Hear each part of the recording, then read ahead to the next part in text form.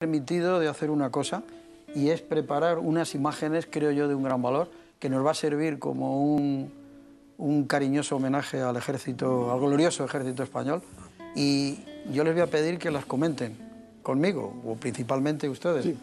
Y estamos viendo, pues me he remontado a 1898, la Guerra de Cuba. Sí, la Guerra de Cuba. Y entonces me imagino que mucho de lo que estamos viendo aquí, pues uniformes, armamento, etcétera, están expuestos, es parte del fondo de este museo al que le estamos de alguna forma hoy. Yo de la Guerra de Cuba naturalmente no había nacido, pero sí recuerdo en mi infancia mis dos abuelos participaron en la Guerra de Cuba con el empleo de capitanes. Al terminar la guerra fueron desmovilizados y pasaron a la vida civil.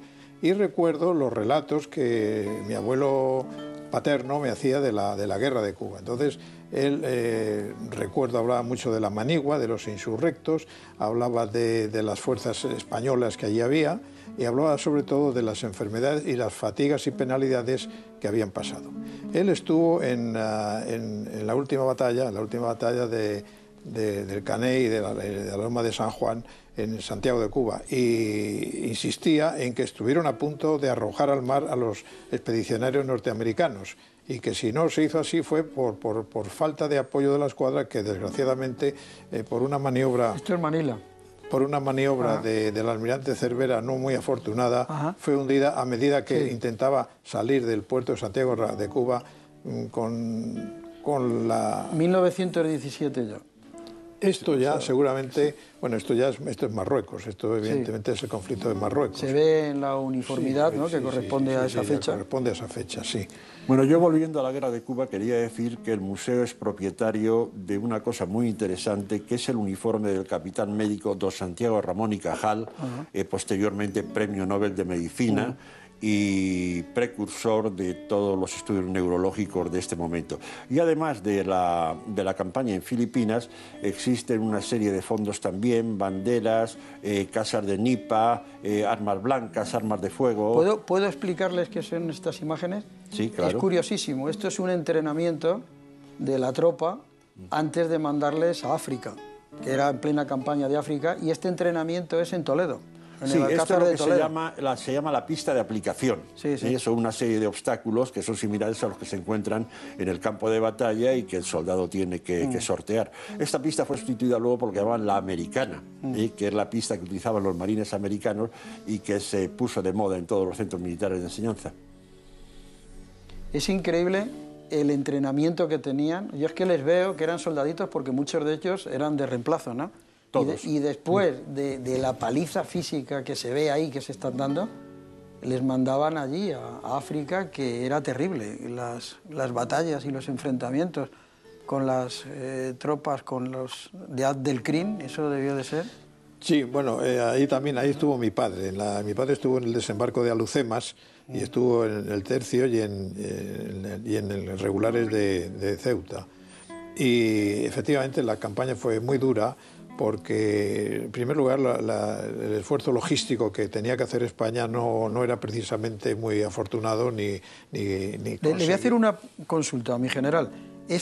¿Hay algo de cierto en eso que me han contado, de que cuando se estaba preparando el desembarco de Normandía, estuvieron estudiando lo que supuso el desembarco de Alucemas? Sí, hubo dos antecedentes. El desembarco de la península de Gallipoli en la Primera Guerra Mundial, en los Dardanelos, y incluso las barcazas que se usaron en ese desembarco fueron adquiridas por España para el desembarco de Alucemas.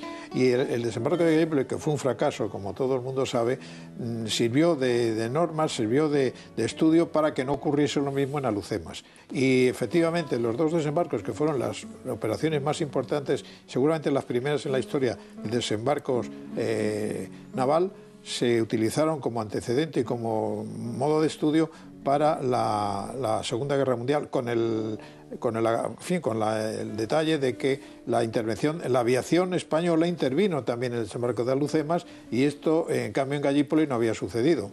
Y esto fue una escuela para estudiar el desembarco de Normandía por parte de los aliados. Sí, sí. Y me imagino que en el fondo del museo había mucho material. Bueno, esto es en un campamento que recuerdo que se llama Cabrerizas Bajas. Sí. Sí. Y estamos viendo a los bisoños de la época y qué alegría tenían, ¿no? Ahí preparándose el aseo, el tema de la comida, etcétera. La cocina de campaña. Perdón, Armando, yo creo que es momento de romper una lanza en favor de lo que era el servicio militar obligatorio, que desafortunadamente ha desaparecido. Un servicio donde el estudiante se encontraba con el campesino con el mecánico, el de Canarias con el de Cataluña, donde había unos programas de culturización y de alfabetización estupendos, de formación profesional, que les permitía a muchos de ellos. Yo me he encontrado taxistas por Madrid que me dicen, no, yo aprendí a conducir en el ejército, ahí fue donde me enseñaron y gracias a ellos. Hoy se ven programas y en valores televisión. perdidos, y disciplina perdida. Claro.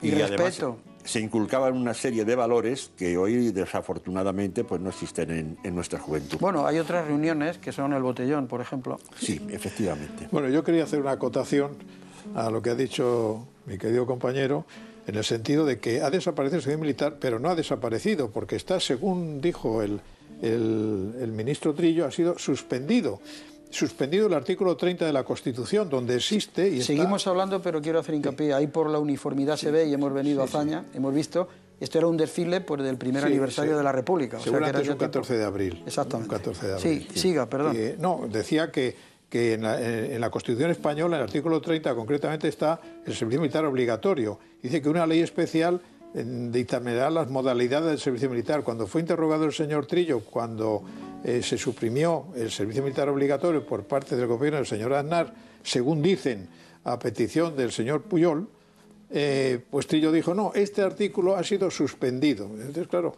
ahí se crea un problema, pienso, un problema jurídico, es decir, ¿cómo se puede suspender, un gobierno puede suspender un artículo de la Constitución? Y no digo más. Sí, hubo una frase lapidaria del señor Trillo que por respeto a la audiencia no vamos a pronunciar, que fue aquella de se acabó la P. Mili. Fue desafortunado. Sí, como una película. Hubo una película que era Historia de la puta Mili. Exactamente. Sí. Bueno, pues lo que dijo Trillo fue se acabó la puta Mili. Bueno, pues estamos viendo cómo se fabrica un fusil y estamos viendo imágenes pues terribles de la guerra civil. Sí, eso es lo Entonces, ¿había mucho fondo también de armamento y uniformidad de la guerra civil? No, fíjate que en un momento determinado, para justificar el traslado del museo, se dice por parte de un ministro de Defensa que el museo era un museo guerra civilista. Esa es la mayor falsedad que se puede decir acerca de lo que era el museo, porque de las 20 y tantas salas que tenía el museo había solamente una dedicada a la guerra civil y desde luego no era la mejor de todas. Había una serie de armas cortas, algunos uniformes con decoraciones, unas maquetas del Alcázar de Toledo antes y después del asedio y el famoso cuadro de Paracuellos con la leyenda abajo de perdonad pero no olvidad que la democracia obligó a quitar. Pero en realidad de la guerra civil había poco recuerdo. Es más, de la República solamente había dos banderas, una de ellas de una escuadrilla aérea que cedimos al Museo del Aire y hoy está expuesta en el Museo del Aire. Sí, por otra parte, el señor Serra, que fue el autor de la susodicha frase, se ve que conocía poco la historia militar de España, porque desgraciadamente, él no hizo el servicio militar. Y es de lamentar, en el siglo XIX hubo 3 guerras civiles declaradas, luego hubo el problema de la... Pero él no hizo el servicio militar, ¿no? No lo dijo. No, lo hizo, el servicio militar lo suprimió el señor Aznar para pactar con... No, dice que el señor Serra no hizo el servicio militar y no lo hizo porque tenía los pies planos. No sé si lo hizo, hay muchos que no lo hicieron. Hay bastantes, algún ministro que no es el único la ministra actual tampoco. No es el único ministro que no ha hecho el servicio militar, pero quiero decir que la historia militar de España desgraciadamente tiene mucha gloria, muchas honrosas batallas, muchas no menos honrosas derrotas y unas lamentabilísimas guerras civiles, pero es que la historia Aquí estamos es así. viendo uniformidad, Sí, bueno, estamos viendo a Lister.